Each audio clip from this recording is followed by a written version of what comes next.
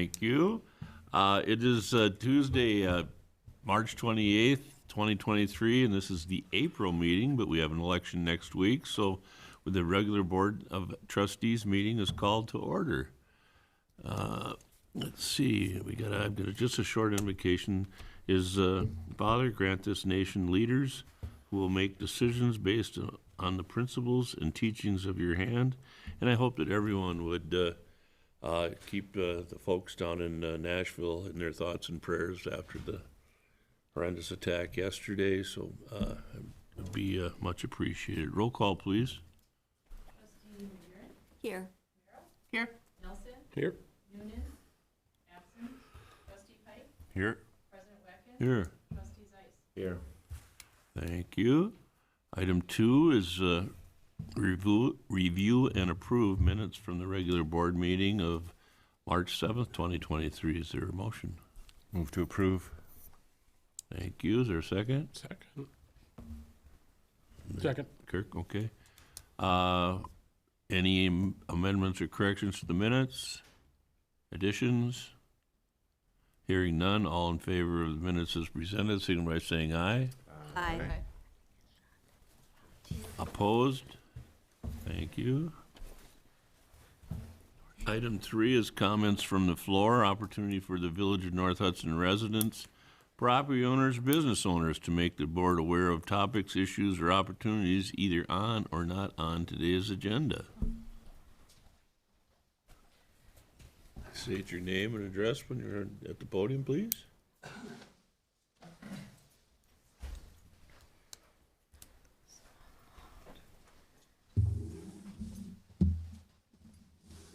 Bill Niemer, resident since January, 208 7th Street, North Hudson.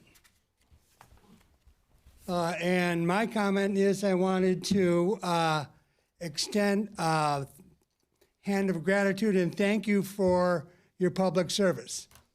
It's very, it's a lot and there's a lot of things going on, and so I appreciate it. So that was number 1. And number 2 is I just wondered if anything's been put together as far as a committee or a task force to look at getting these 2 restaurants and any other space that's for rent up and going. Well, we can't discuss that, but I know one of them is making plans. Yeah, I just wondered if this group or this group formed a committee or a task force. Those are private businesses, and we don't. The only thing we can do is deal with I think you could probably have conversations about it with people. I don't know. I mean, I don't know your bylaws, but just Hudson wondered. I Chamber hate of seeing an empty Commerce. building. What's that? The Chamber of Commerce has usually That'd be a worked good place. Yeah. Yep. Thank you. You bet. Thank you. Okay, everybody else is here. The next item is Auditor Clifton Larson Allen, discussion on the auditor letter to the village board, discussion only.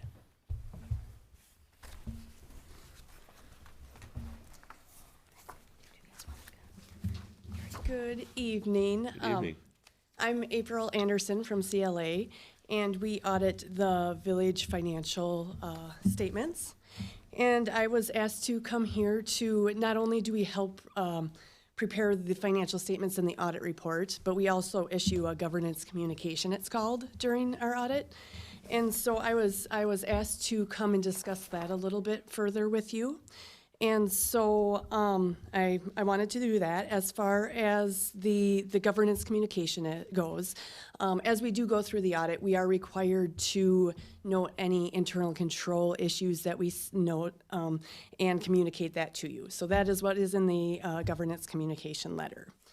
In there, you will see that there are issued 3 material weaknesses, they're called, in internal controls. And so the group that I work with, we work with over 170 governmental entities in just Northwest Wisconsin. So we work with many across Wisconsin and across the U.S., but in just Northwest Wisconsin, Most of the governmental entities that we work with, villages and cities and school districts, have these three material weaknesses due to the number of people or the lack of the number of people working within the financial processes. And so just to give you some context as far as what we usually see and what we're usually reporting. So these are very common findings amongst the governmental entities that we work with. The first one that's issued for material weakness is called limited segregation of duties. And so what that relates to is that in the different financial processes, disbursements, receipting, payroll, making journal entries, one person shouldn't have access to the different parts of that process. They shouldn't be initiating the process. They shouldn't be the one reconciling it. They shouldn't be the one reporting it. However, due to the limited number of people that you have here at the village, it's kind of hard to segregate all those different parts of the different processes completely in the internal control matrix. And so that is what that one relates to. And so it's not cost effective to obviously hire more people on to be able to eliminate it totally. But the key is to look at the controls that you might have in place to help mitigate error or fraud occurring. And so with that, Melissa and Nathan and I go through each year as far as if there are maybe ways that we can add some controls or things here and there. And so just keep that in mind as far as you need to be aware and cognizant that it exists, but you need to continue to look at the controls that are in place and if there are ways that you can improve those processes and controls. And so I know that we did, even after this last year, add a few steps here and there to tweak a little bit there, to maybe have Melissa be reviewing something here and there.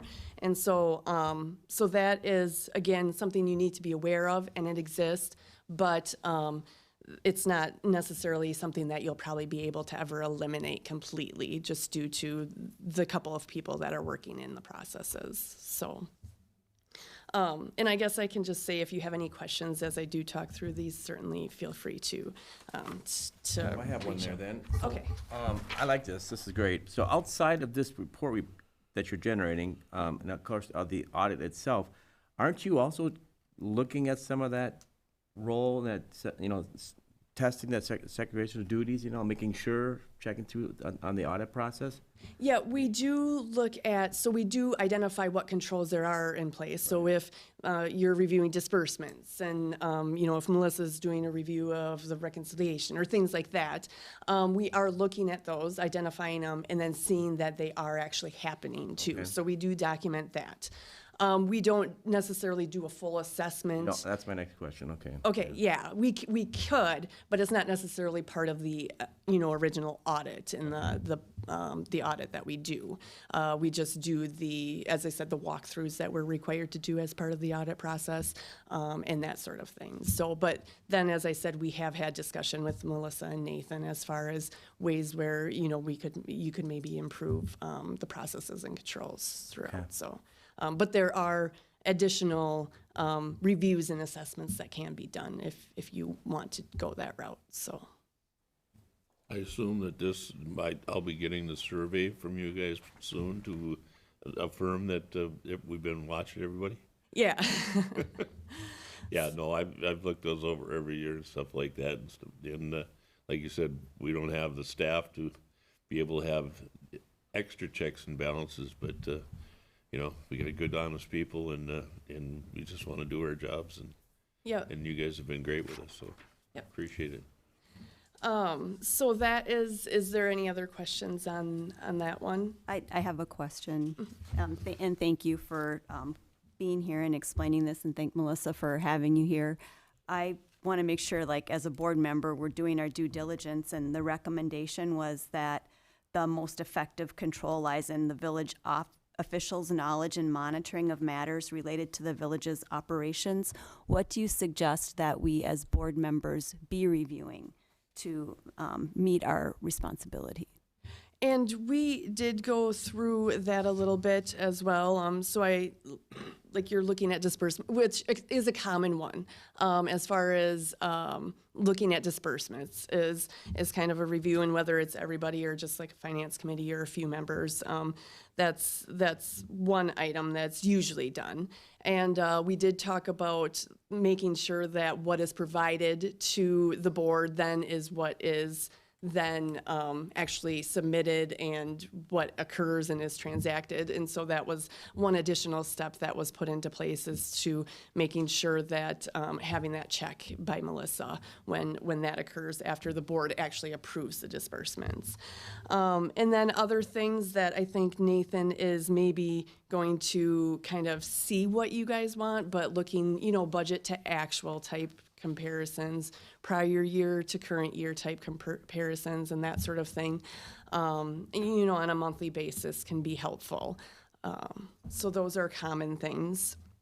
I know that Nathan had mentioned as far as what, you want to be able to provide, he wants to be able to provide the information that you guys can obviously look at and actually gain some knowledge or be able to provide feedback on too. So, if there's some reports that he provides that we want to look over together at some point in time and say, what would be helpful to look at? What, as you as a board, what would stick out to me looking at something that maybe you should ask a question about or something like that. So that's always a possibility too, as maybe Nathan provides some of these reports and Melissa and him, see what the system can provide that would be helpful information to you. And then we can help, provide background information on how to read it and understand it and that sort of thing. So those are kind of the common ones that I would say are done by most boards, so. You didn't mention cash balances or actual balances. Is that included in something we should be reviewing? In some cases, here you do have two people at least. I know in other places where maybe there's only one person, the clerk treasurer, doing everything. I think it's helpful to have somebody looking at the cash reconciliation then see that it's being done. I guess you're hoping probably that you can rely on Melissa to do that review. But I think that would be as part of the kind of financial statement that you would get monthly.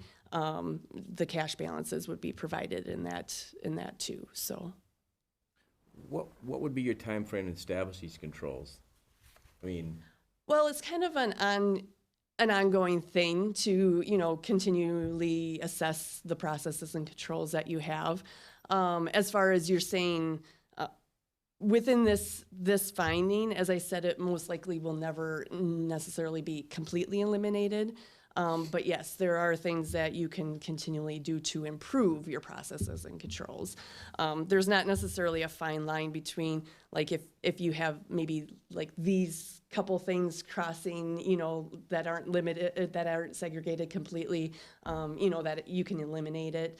And there's not like a checkbox of that it is a finding or it's not a finding, but most likely it'll continue to exist again because there's only Well, my a couple experience people. is you establish the controls, you objective, and you test them, and then you bring back evidence that you can prove that, that they're working.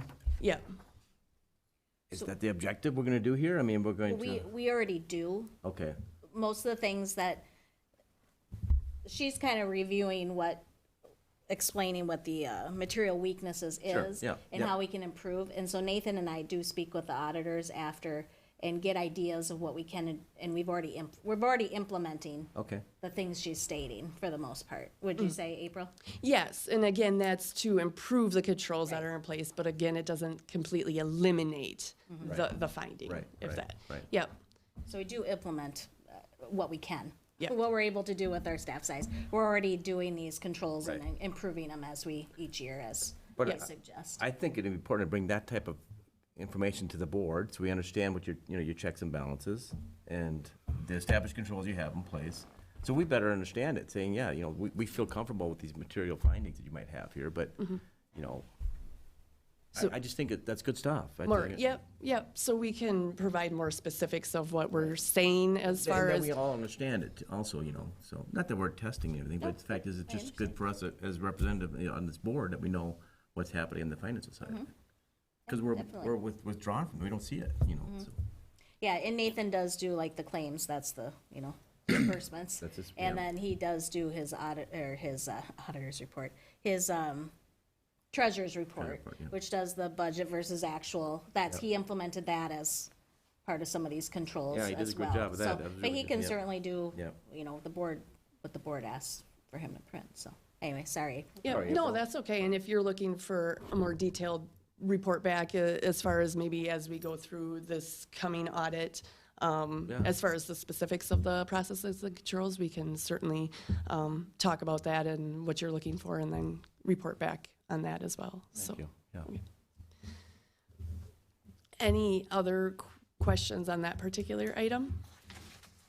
Okay. Well, then we will move on to the second page, which is the second material weakness that is reported.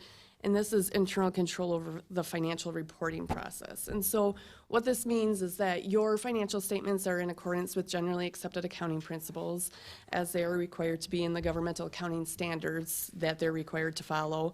But technically, management and the board are responsible for the financial statements. We assist in drafting them. And so that it's kind of a technicality of the standard in that we help draft the financial statements is what this one relates to. Again, this is very common because it takes quite a bit of time to pull all the financial statement information together and put it in the format of the financials in the audit report that's required. And most of the villages and cities that we work with, again, look to us for that assistance. And so, as I said, it's very common. A couple of things, though, that we did talk about with this particular finding is that we could provide a little bit more of a reconciling process for Nathan and Melissa to go through, and we could potentially eliminate this. So we could come up with some steps of reconciling that they have to do between the fund financial statements that are in the audit report and the entity-wide financial statements. And then they could do their reconciling based on those steps, sign off on it, and then we could probably eliminate this one. So they've talked about maybe taking those additional steps to be able to eliminate that one. But again, it's very common because of all the rules and regulations and standards that you have to follow, that you look to us to have that kind of expertise background, so. Then the very last one that is reported there is material audit adjustments. And again, this is kind of pretty common too because of all the governmental accounting rules and regulations. You look to us to have that background to be able to help adjust some of the balances for the reporting that they need to go into the financial statements. And so you guys, really, we don't make a lot of adjustments for the village. And in some villages, we make, like 50, 100 adjustments. Here, we only make maybe 10 to 15 each year. Very minimal, but just sometimes some of them are big enough that they're considered material. But again, it's very common for us to assist and help with these types of adjustments. And a lot of them kind of relate to some of the activity that goes back and forth between the city and the village here. And so a lot of the information isn't really even available till after or while we're doing the audit or during the audit. So that's why some of those adjustments are made by us and then reported here. However, that is one that we do work with Nathan and Melissa each year as far as going through them to making them, we make sure they understand them. And if they're able to make them before the audit the following year, they go ahead and do that. So really not any major concerns there, but just because of some of the assistance that we provide, we are required to report that one too. But that is potential based on kind of year to year, the activity that occurs, that one could be eliminated, if there's not any kind of unique instances that we assist with, so. But, so those, as I said, are the three material weaknesses then that we report. They've been reported for many, many years, ever since I've been working with the village. And as I said, with most of the municipalities that we work with, they're just common ones that are reported each year. So there's nothing new or additional that we've had to report in this communications. So are there any additional questions? No, good stuff. Okay, no, yeah, this is helpful too, so to know what you guys are looking for, and then we can work together to provide, you know, a report back on the information that you would like to see as well. Any other questions? No, Very well. Thank you, April. Very informative.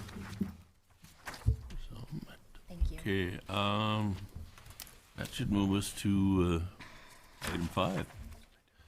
Amended Class Parent B / Parent Class B liquor license for extended premises Malawin Spring Motorcycle Run, April 8th, 2023. The letters will go out if we approve this, so is there a motion? Stan, I move that the Parent Class B retail license for the sale of fermented malt beverages and intoxicating liquors for Malibu Inn be temporarily amended for an event taking place April 8, 2023 with the following conditions. Number 1, sale of alcohol to be extended to the parking lot area of the Malibu Inn. Number 2, possession of open containers of alcohol outside of the establishment shall remain within Malibu Inn parking lot and blocked off street area for event, which is Wisconsin Street North from 3rd Street North to 6th Street North. Number 3, use of outside area only with specific permission of village board for each particular date and event. The Saturday, April 8, 2023 event to be from 10 a.m. to 2 p.m. Number 4, 3, North Hudson police officers and up to 3 St. Croix County deputies to be on duty during the hours of the event at the owner's expense, to be billed to the owner by the village. Number 5, owner to provide adequate satellite restroom facilities. Number 6, Wisconsin Street North from 6th Street North to 3rd Street North to be closed to through traffic from 10 a.m. to 2 p.m. with an open corridor for emergency vehicles maintained. Surrounding neighbors to be notified in advance by the village.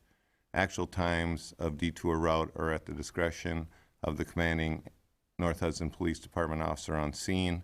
Number 7, payment for village services must be paid within 30 days after the event.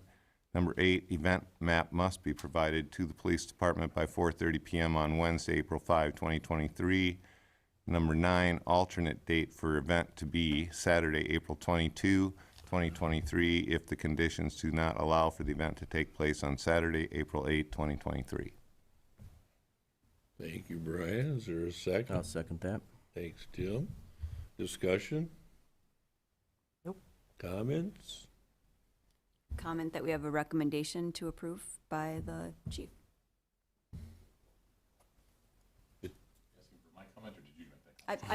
I'm reading it off here, is that correct? So, okay, so these are recommendations and the rules that we've set down. I don't know how long this has been going on, but you've been here longer doing that than me, so.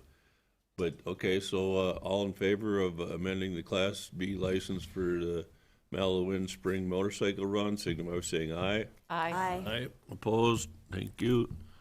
Item 6, adoption final special assessment report for street improvements for St. Croix Street North. Approval requested. Move to approve. Is there a second? Second. Thank you. Questions or comments? Anything special, Kevin? Not really? No, I'll step up quick, just a couple little comments, I guess. So yeah, nothing out of the ordinary with this one. This one fortunately did come in less than what the original cost was, just slightly, about $1,000. Overall, it's gonna drop the assessment amounts by $20 to $30 per parcel. And then the owners themselves will have the option of paying it in full by June 1st of this year.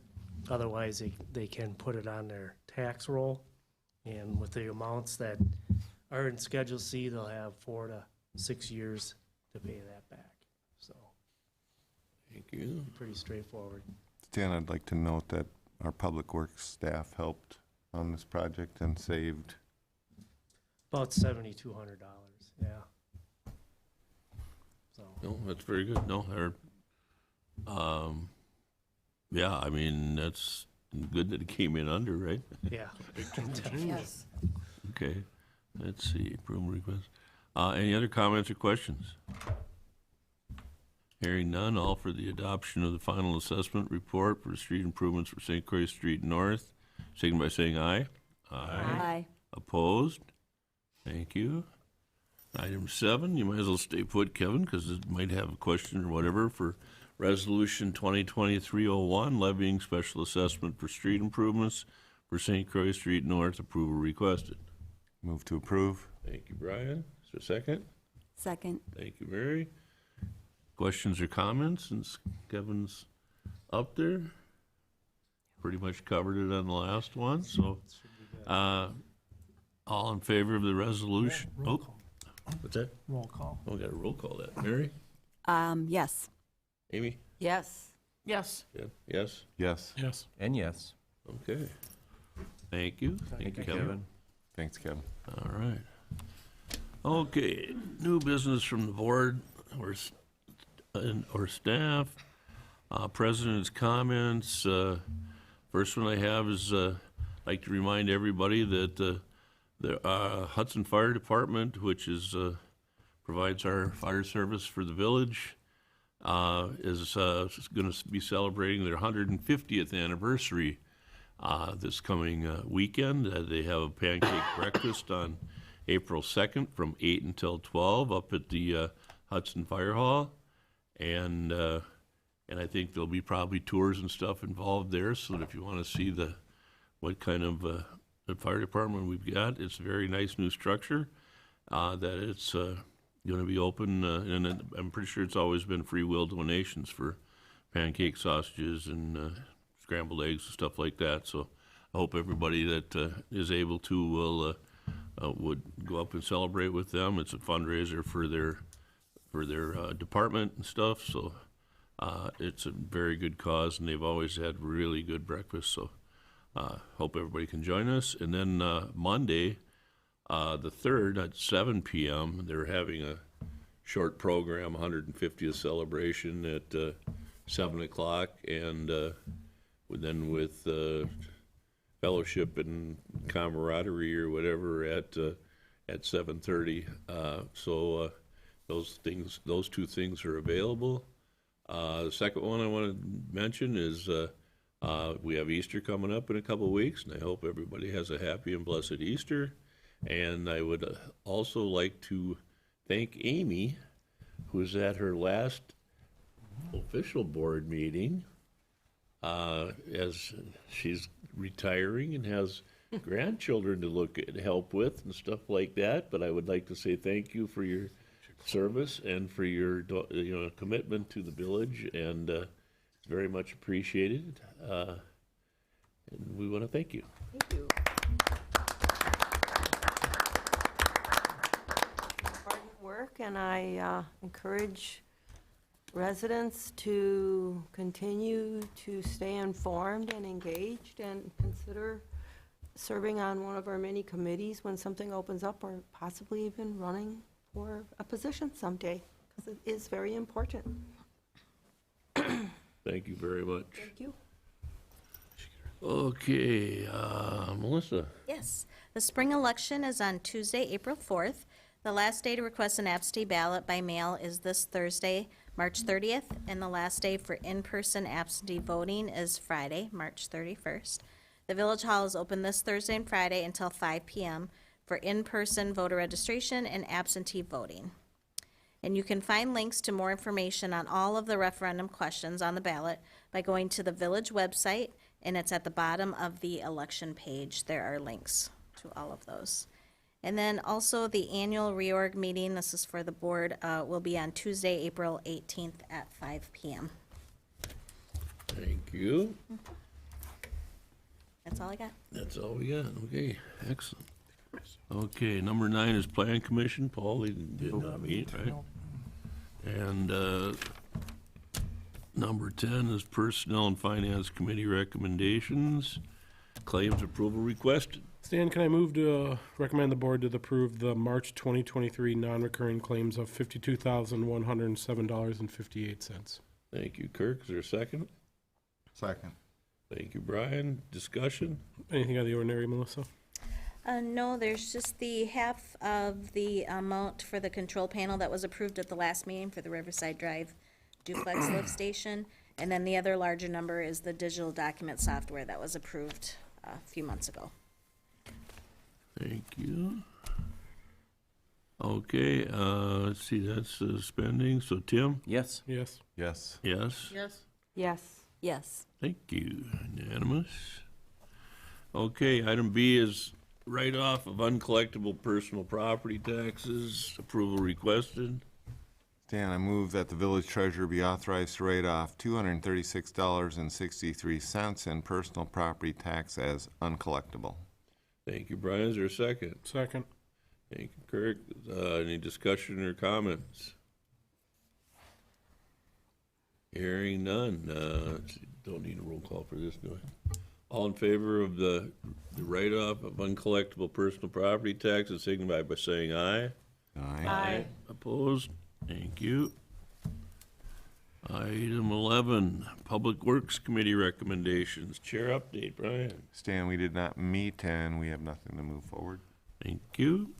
Item 12 is Public Safety Committee recommendations. Chair update, Tim. Stan, we did meet, and we do have a motion to bring forward. I'd like to move to approve the application for fireworks paraphernalia license, temporary use permit for Anders Nelson to doing business as Fireworks Nation with the following inclusions: no smoking signs must be displayed, fire extinguishers available, no fireworks sold to persons under the age of 18 years of age, and operation not to exceed 180 days per calendar year.